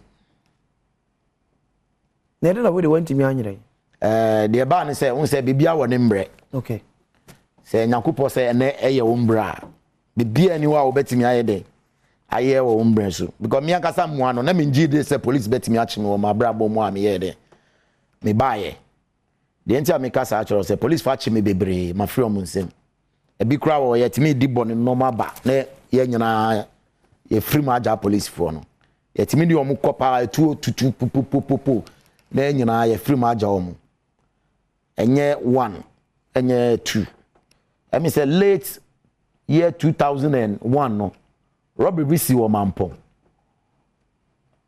Asante mampo bank bi local bank bi yes na ye mi team no otu asekan yeah na mo tututu o abonte so na mi team no ebi free mu ebi wuye yes e wo sa akromo na ye mi gang ne bi no but sa time no da omo yes omo move no da no na mi yale ntimi anye den and omo chi anye den anko sa mampo no that is 2001 nti no madam fo no ba me nche no madam fo no de na onim de mi ye nyina mama na hu ma onim say o ye armed robber yes mama na hu me capacity me wa de wo ho a me de hye me fa ne say me telema me de hye me hu okay o talisman yeah nti madam fo no ba me ho no o ma che ne ma me a che ne papa say wa ma o ma nche me a o ma man threatening santi ehu aye den aka no nti o ba me ho na me say won tina asema me huru me hu na empue nti me ko me bat house na me yi me talisman so no ye dey two ne ma otime yira no yeah e wo me ho okay ene me ring me yi the go me center table so because now you me trust friend okay nti me yi ene me on me bat house na ko abonti free police for no say me ye den oh me wo dem nti me dware me peda me ni say na me hu say siren light no say red yellow green no a pity wo me feel o nyana me angasa me to me feel o committee 7 opposite club Felixa American House nechi minya ska no ho na utimi bo krono tofie nyina wom nya me tofie wom eto me car bibia na me wo ho nti me hu light no me pue ba abonten no me de nsuo no ye den e ba abonten ene tawo me share center table no so na me hu me talismans no center table so nti me ra dem na me twi tuo nti me twi tuo na me hu say there be police 46 omo gina me so omo say ma me nye den e move a omo be bo me tuo nti dia me hu ya ne say me ko on me fa ne say omo de tuo no bon me ko achi omo shoot there be omo de tuo no okay tuo abena no e bo me chi okay nti dia me hu me ni tie no na me da police hospital nti police hospital na me da handcuff me nti me ni tie no oha na me hu say police for gina me so no mo say there be omo fa me nya de enkotema nti me ko poe wo tema original headquarters commander me ko tu no late Sikanate. Okay. Nti Sikanate no hu mi ano say ene die first way the pro on enum say ene die na nka me mpese me hu say na nka me mpese me hu funu. Nti me hwe ma me ne din. Nti afi de me wo ho na we di ni case aba, we su di complain aba, we su di complain aba. Nti me ko tu me CID. Me CID no we are friend Mr. Osei, respect our say. Nti omo chiro mi statement no omo ne me call Domahini satam no na judge e wotema White House Domahini otisu sesia that is Daniel Mensa nti me ko gina ne num wo White House but share me cases no o si no me ma sem na mu ye du ontimi ndi nti omo ne me ba fast strike e wa Accra me be first justice Bafo Boni okay nti me face justice Bafo Boni a onu so hwe masem no si de bi masem no mu ye dusi no nti ode me ma justice Ayerebi our court 6 that is fast strike high court nti ye court case no ma me share de e na me say no at least no boni no ade a ye di na wo lawyer na me wo lawyer your friend lawyer a champion one na tuanika bia na me tuanika sa time no na me am your shops omutunto ande mami Satan na video library na abaso me ton DVD ni nyama nti na me osa shops ni bi wo ho nti na ba sa no no masem no na edoso masem no akwai say almost 6 robbery cases nti na afi dey say me started ton me japade na ye na me di fight wo me ho okay ba nyankopon so say me brain na ado nti opon ska me say nyina no still no omo jail me call prison for good 30 years nti me call prison no na me prison me babontin still na me wo kakra bi nti me ma lawyer bi omo frɛ no lawyer Hoyi okay e file motion my to high court nti like for appeal okay that be na emotions that na me will remind okay na me file motion ti me wo ha na letter fail aban mu buy say there be ye public figure nti na enye say omo ma ye bill nti omo dismiss ye okay nti omo e ma ye case no omo ye intend because omo won say ye nso ye pese ye fan out na ye babo nti nti no aban yankasa be ma me lawyer aban be ma me lawyer no that is lawyer IT NDC for lawyer B okay you go fight for sa pen sheet no and aban di na ye de e ma me nti omo no ma me omo di asem na judge no ma me ti asese asem na odi no say e court ya me a prison for good 70 years let me see nti one day me ba prison no me sumda ye say there be nyankopɔ ma me ti asese me sumda ye say eja shi me ne me nkrofo ni nyina but me nko na baby a me gina na eja no du me ho no na eja ne ka kire me say me sakra na man sakra obe shi me so ayede aka ho nti ade chi na ye me court date okay nti me do court no and that day na ye come final judgment there be na nya me final judgment okay na me cross exam okay nti me do court no me ne me partners no ama me mamu ti asese ene de enya de a me start remind be de e be sam echi omo se identity me see there be boni ne ye di played guilty and omo see there be me play me guilty me see yo mate nti me do ono omo frɛ gina box no na me pega me nsa And I judge in the family to me, see, they be me casa. And also, the enemy say, me a go through with explanation. And I judge in the shame in my minimum case, I may face here and I'm saying, I know, beside prison officers, and say, I'm sure me a number. Yeah. Obiasi o me a number. It's your semi cut tenancy for good 1 hour. Oh, okay. Non some frame me back bio. It's in buy, no. And I see me explain man, and I see you, ampa. Robbery need ya, say me see ye ya. Na me boy ya. But ya jina hanyina no, obi a play ni part. Okay. Me plot, me pray say me create me na me jina ma me no so ma me ni kire bibia scan wo. Enti se obi aba be kire ni part o ye de, o play. Yeah. And obisa me say, omo a me no jina ha no, omo na me no di boni na na me say, oh. Ye nyina ye ne ye jina ha no, omo wu ko no de omo ko. But ya ye jina ha no. Ye nyina na ye ke ye di boni no. Me say. Enti o hono judge ni bu na no see yo. Was sentencing me to prison 20 years conspiracy robbery 42 years or prison nti hono Mr. Peja Mr. Judge ni senti wa jeli me for 65 years ana ba Mr. no on shebi baby me ma me ne me papa age eduane me nkola no boni am ye ne me nya biu nti o shebi ne ma no see yo wati wa ma me 10 years conspiracy robbery 22 years let me say thank you nti e ma me call prison for good 30 years nti o ma me raw concurrent to date of arrest to consecutive nti me call prison no prison ma me ti assess me twa 22 years. Oh, okay. Let me see you mati nti me do prison no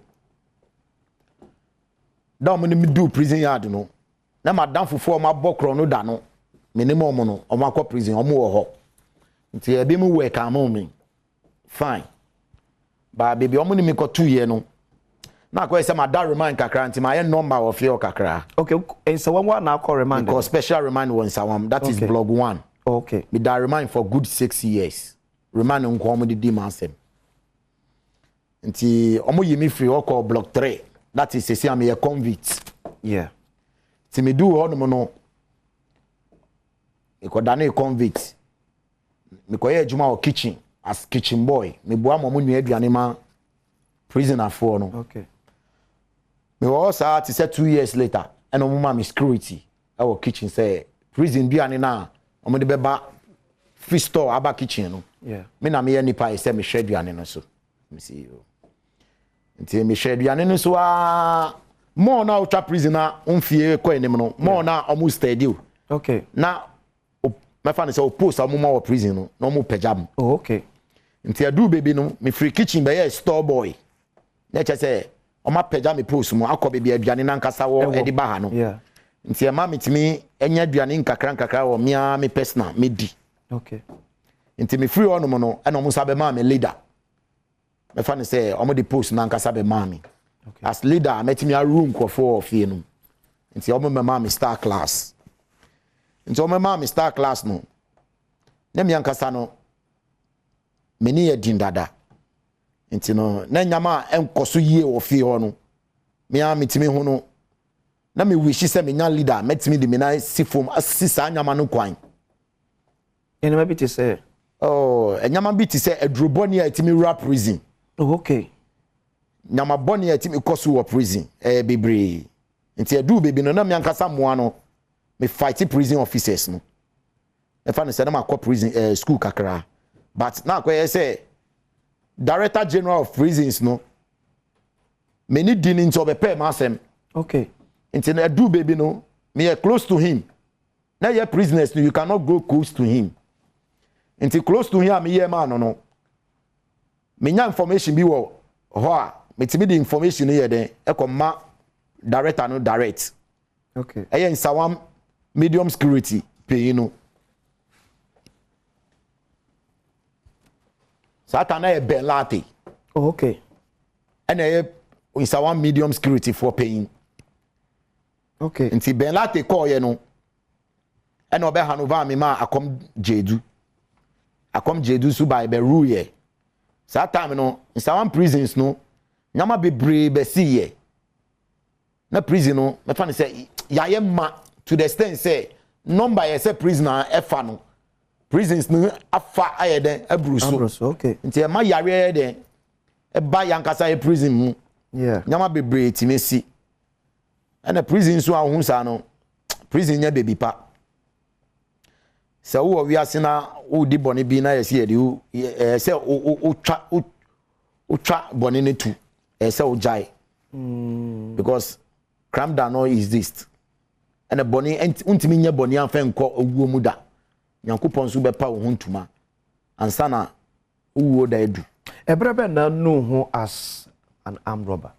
Oh, ebre am no me hu se me armed robber no eye bra me da prison on meka kire me say me mama owu me efrim de bia na me mama ka asem bi kire me say opese me tena ho na owu a na metimi sie no bada me hu say me mama wu ya na me say no e kosi asem na me yeden me di ye me wo ati say 1 year later no hum sa beka kire me say me papa nso ayeden efrim nti na akoye say ade a me di si me ni so say adwuma me ye nyina no ma hu say bias satam na ya convicted ama be ye prisoner ankasa satam no ma convict me mama be ye prisoner nti ma sanya me mama me papa frame mu ma me visitor me nya e wo me duane mu di ene matar mu hye nyina tu be twae okay nti na afi de esem yankasa me ye dem struggle satan adam fufu a me no mu emange wa bonti me nya scan ma na me di ombochi nyina no omo nyina adwane jame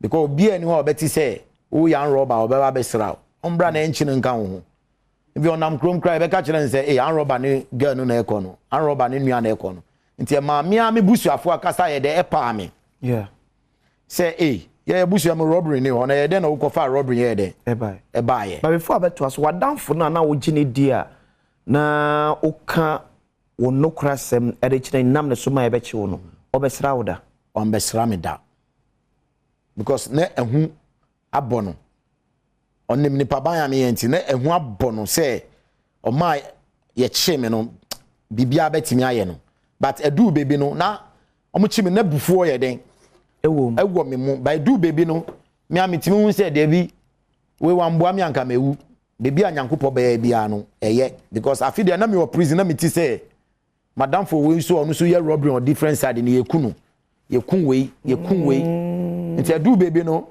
me sa bompa ye kra ma madam for no say nyankopon ma no kwantenten because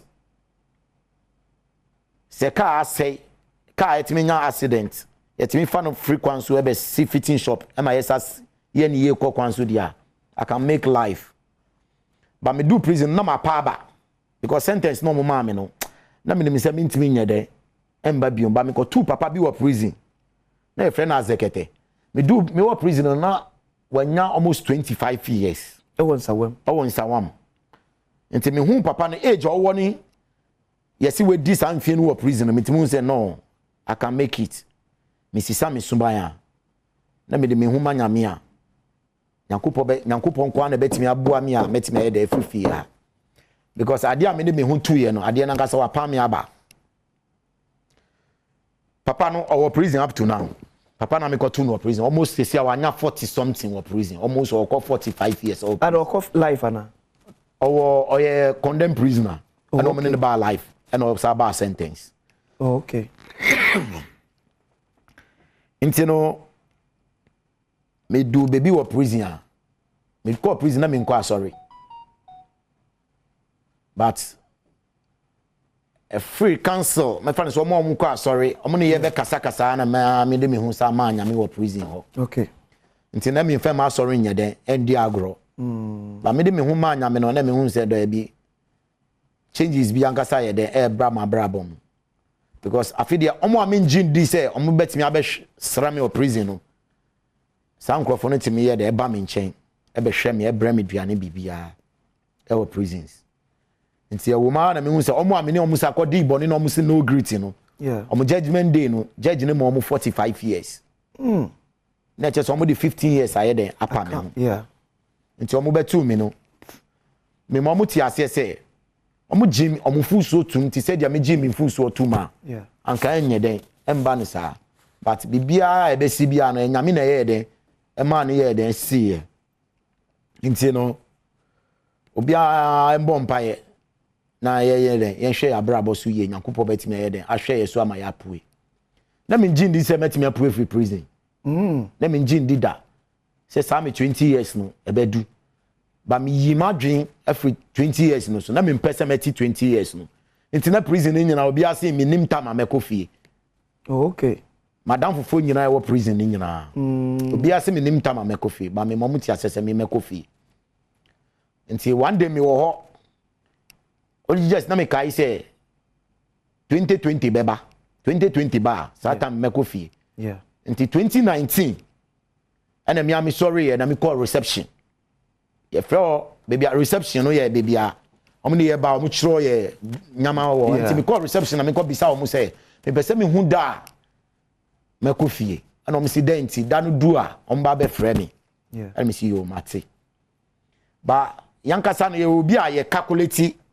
date no any ya adwen any date calendars calendar and I calculate nti me calculate ya na me say 20 years ma twa calendar ye free calendar bia ba ku one calendar okay because year ba ku bia ye one calendar okay and me say there be ma twa 20 calendar e say me sako nti me wa na me so ma be free me say adichi a aka me 3 days am e de me coffee na me say nti afi de me say awunsi be go me okay then me say there be afi de ma bani pem spirit bia ye de asaba me mu nti me bon me nkrofo ne nyina ma ne se me ba be kwa abonti ba me adwuma me di si me nsu se me ye wa abonti se me bomodi se omu so omu di omu ahye bone mu no yeah omu ndi bone biom but yanhwe wo Nsawam prison wo sua adwuma bi come say ye wo other forms of trade e wo Nsawam prison be ye carpentry be ye plumber be ye way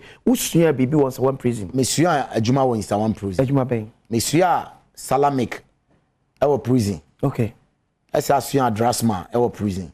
Okay. That is architect our prison. Me was certificate BBA. Okay. Nti juma me so mission awo ho no. The very day ye catch us say what that so and they will free in Nsawam. Ye yi wo no. Oko hefa. Oh. Omo ma me kwan e ma me ne me busuan for ye den e kasaye.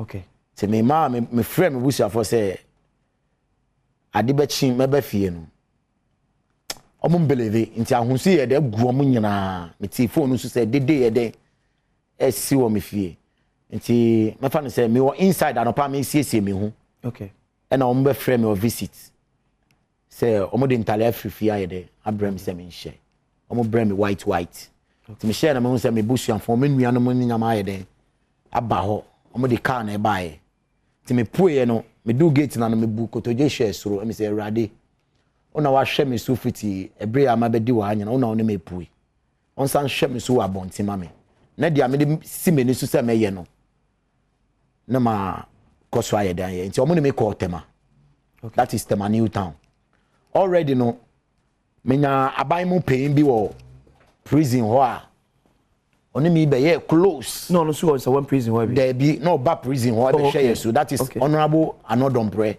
Frank Adom yeah that is c'est ça on a chief deputy on a chief whip or a parliament deputy a whip nti no ba prison ho nti no me de me hu be ball no kakra nti me puye no me ba Tema na ade chi no ma on be fa me e ba ne fie won Nsawam okay nti me betina ni fie kakra bi ti say 2 months bi o hwe me so yie pa ti o de me rough last house okay e ma me ko hu aban mu mpeinfo national security mu mpeinfo police mpeinfo e ma omo so pese omo tie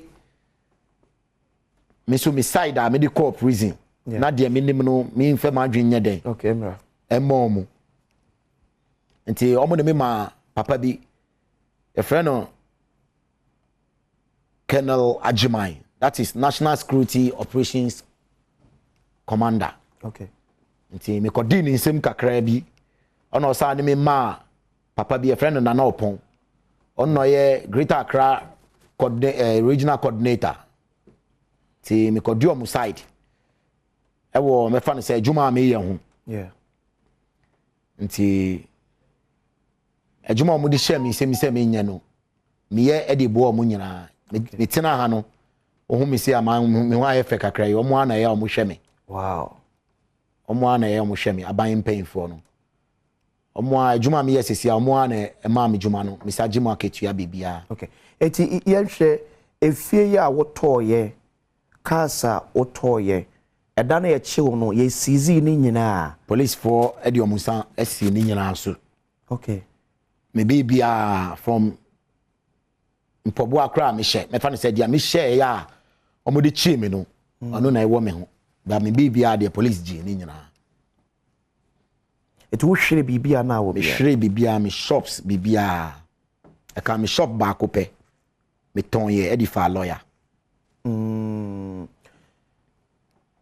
but Abrabom to say oh Abrabo e fine se me say enye fine dia na me hye nyame enum nya Abrabo e fine say ka so kwa sorry me kwa sorry pa sorry be me call full gospel okay what a sunim encrophobia mbokro no omo amene mo bokro no nyangasa mo ametina ma clear mo nyina free system no woku mo nyina there be me do ma police for that okay like omo oni mo no me do ma police for that because me put if prison by no omo ne me say me hard pa nti no omo pese still no omo twi me wura adwuma no because no omo ne me say me de ahonkyere na aba but mpanyimfo a me de omo me hu ko bo omo any experience am ko nya o prison any bram brey en nti no me man mpanyimfo no kila omo nyina ya afrem bebre o prison bebre nso o remand sisi am omo kase but ye beto aso but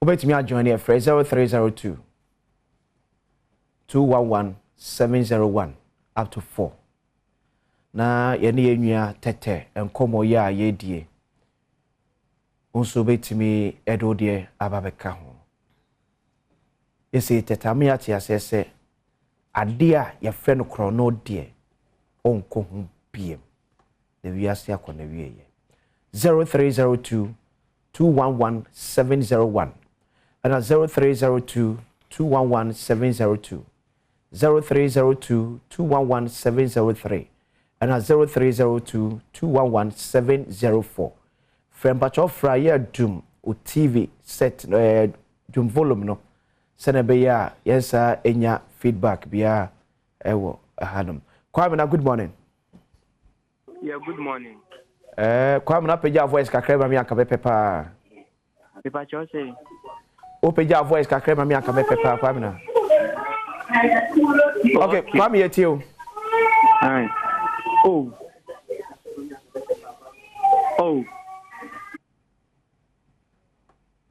OPK, good morning. OPK, good morning. Good morning. Pepacho free. Free gospel. Yeah, OPK. Mame mo be braro tete. Abazo se watinya sakra. Afi the bonia oye nyina mane ko prison. Ade me ka che ni se aba outwi. Onfa nyankopon. Anto na kuma so. No ni nyankopon achi. Na boni bia obehu se ekosu bia no inform the national security and our security services to deal with those criminals are almost system ma almost say our youth no na nim se nyankopon be hira no said o ka say our sacred effort no person say atwini wuram biem but our sacred effort say na na nim se nyankopon be hira no abundantly in life about the BBI the akoye amano but that's Stephen, good morning. Good morning. Pacho free. Pacho me free, you know. Pacho peja voice ka crema am na se ofo pa. Okay, yetio. Yo. We dey eyese watacha na afutuo I saw the man sign. Ma man sign who say adwuma no ko mu no. Ebe sign the waba wachi sena na otie na no. Beboa. Ememamu wa isiso a mo pe sebio. Ikantem no enhu se adwuma no enye. Eno na me pese odima man sign me da say. Mate. Meso meda se pa ti ye pepeke omo a akaba before Mariam, good morning. Good morning. Me pacho free. Pacho me free Cape Coast. Yetio. Me pacho me pese me kache Papa ne say, Nami Shwano. Why dear? Nami enkoso ensiwa no mbɔ ne ho ban. Na mmom ade ba ko pɛ na me pɛ me ka kyerɛ no. Say, onko youth ne so. No nka kan kyerɛ me say, bibia e wɔ ne mbre. Asase so waba no bonya wo bedi no Bible say, whatever you sow you reap. Sisi anu wasakwa nyame di akyerɛ no. Onye te se Paul. Onko abontin. Onka kan kyerɛ youth fo ne say, nya wo bɛyɛ bia da wanim. Bonya wo bedi no da wanim. Obonsam onni bibi papa bia ma nimpa. Obai so obehwie we kum na wasɛe. Asase no we wie ne destiny. Oh, Maria Lala Tiko. Japan, good morning. Good morning. Japan, Pacho free. Pacho me free Kesimai. Pacho you. Me papa na sema wakano. Ena me pese me sheni mkran kakra. Kyerena ka me afiase se. Osorumpu enije. Ebra udi bonye ni ba kumpu ebe sacha na dwen. Nyame adom wa free ni boni ni nyina mu. Na me sheni nkran se onko so na o manani enko adwuma bia wo ye ho na nyame ebe hira no ba de ba ko a me stress and company for be ni se emra wa ba abonte na o kan sem bia ti sei no na tamfo be doso because you nipa be biro mo da so sa hawo ne amani nu ana so mo da so boni nu aban emanani nko ho na ahobambo bia wo bia no onfa mayenia no yeda mase meso medas yentimi mfa ofrephobia ebiem. It's okay. Titi.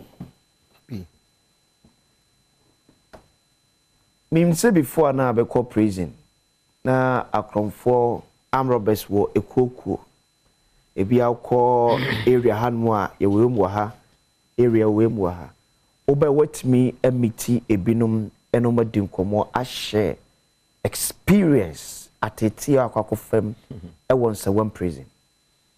On say yawo yankrophobia robbery ama omo hwere omnyama bebre yeah obetimi ehun say yawo ye mafa ne say me senior mans bia yeah robbery ebubu ni nine police for ebubu ni nine okay police for ama ni life asay yeah nti me hia madam fofo bi na me no mutina na me nim say mo sa group no ma yeah me di omo ye mfatu hu na bi di mi ankasa me ho aye mfatu hu amom e di amom me no ka say massacre bebre wow why are there titi ye better say ya me nchira enkomo ye mfansi anom ye beto aso da ofo me de akwasi nsi ochina ana pa be say de hia o bedwam so background